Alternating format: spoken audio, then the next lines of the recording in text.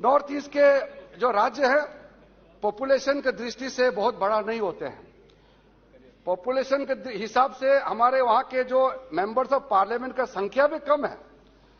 Congress party का जब chief minister conference हुए और नॉर्थ ईस्ट के चीफ मिनिस्टर जब भाषण देते थे तो उस समय कांग्रेस के जो वरिष्ठ नेता थे वो कहते थे कि नॉर्थ ईस्ट के एमपी आपके पास और नॉर्थ ईस्ट का चीफ मिनिस्टर आपके पास एमपी कम है, इसलिए आपको कम बोलना चाहिए। मेरे प्रदेश का मुख्यमंत्री भाषण करके सिर्फ 2 ही मिनट हुए थे और कांग्रेस के सारे वरिष्ठ ने कहा कि नहीं नहीं आप अभी मत बोलिए, आप खत्म कीजिए, छोटा स्टेट है इसलिए कम बोलना चाहिए। मैं आज फक्र के साथ कहना चाहता हूं, मैं अपना प्रदेश से अरुणाचल प्रदेश से पहली बार कैबिनेट मंत्री बना है। इतने सालों के बाद आज हम लोग नॉर्थ ईस्ट से 2 कैबिनेट मंत्री और 5 राज्य मंत्री हैं और इस देश का मैं पहला ट्राइबल लॉ मिनिस्टर भी बना। ये जो इसको कोई टोकन, इसको कोई डेकोरेटिव एक्शन मत सोचिए। माइनॉरिटी तो मैं हूं, लेकिन मोदी जी ने माइनॉरिटी और कमजोर सोचने का मौका ही नहीं दिया, क्योंकि आज हम जहां खड़ा है, अगर मैं अरुणाचल में खड़ा हूं, मणिपुर में खड़ा हूं, जहां भी मैं खड़ा हूं वही जगह इंडिया का मेन स्ट्रीम बन जाता है। पहले लोग कहते थे कि आप लोग मेन स्ट्रीम में जुड़िए, मेन स्ट्रीम में जुड़िए। आज हरेक भारत का हरेक हिस्सा देश का मेन स्ट्रीम बन चुका है। इसलिए आप लोग को सोचना पड़ेगा कुछ कहने से पहले।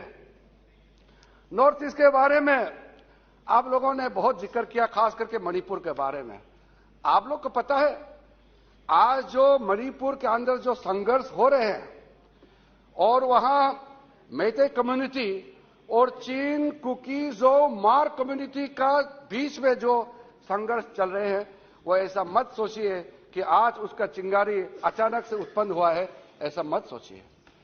वर्षों से आपका नेग्लिजेंस, वर्षों से जो आपने नॉर्थ ईस्ट को अपने पे मरने के लिए छोड़ दिया, हैंड होल्डिंग करने के लिए आप सोचा नहीं है, उसी का नतीजा है। मैं आज वायलेंस के लेकर के पूरा डिटेल में नहीं कहूंगा, क्योंकि गृह मंत्री जी जब इंटरवेंशन करेंगे तो स्पेसिफिकली वो इस बात को कहेंगे, इसलिए मैं सिर्फ ऊपर का जो परिस्थिति है उसको बताना चाहता हूं। मणिपुर के अंदर में हमारा देश का सबसे ज्यादा मिलिटेंसी का ऑर्गेनाइजेशन का उत्पन्न हुआ और आपको ये समझना पड़ेगा 2014 के बाद मोदी जी इस देश का जब प्रधानमंत्री के कुर्सी पर बैठे, उसके बाद एक भी पूरे नॉर्थ ईस्ट में नया कोई मिलिटेंसी गुट खड़ा नहीं हुआ। और नॉर्थ ईस्ट के अंदर में टोटल मैं आपको अगर संख्या बताऊंगा, पिछले 9 साल के अंदर में 8,000 से ज्यादा जो मिलिटेंट ऑर्गेनाइजेशन में काम करने वाला बंदूक के साथ सरेंडर कर चुके हैं। 800%, 800% इंक्रीज हुआ है surrendering of the militants. Kidnapping का जो घटनाएं होते थे 81% उसमें कमी आई है और सिविलियंस को जितने मारे जाते थे मिलिटेंट्स के एक्शन के द्वारा उसमें 97% गिरावट आई है और सिक्योरिटी पर्सन जो ऑपरेशन करते थे उसमें मारे जाते थे उसके संख्या में, मृत्यु के संख्या में 90% का कमी आई है। इंसर्जेंसी टोटल जो इंसिडेंट में 76% का कमी आई है और arm forces special powers act 1958 में जब नॉर्थ ईस्ट में मिलिटेंसी का उत्पन्न हुआ, उसको नियंत्रण करने के लिए arm forces special powers act का आप लोगों ने इस सदन में पारित करके लागू किया था।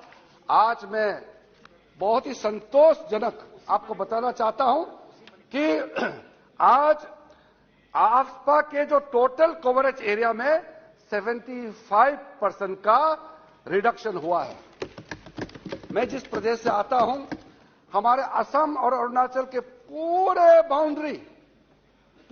बाउंड्री का 20 kilometre Arunachal side, 20 kilometre Assam side में armed forces special power act का लागू किया था।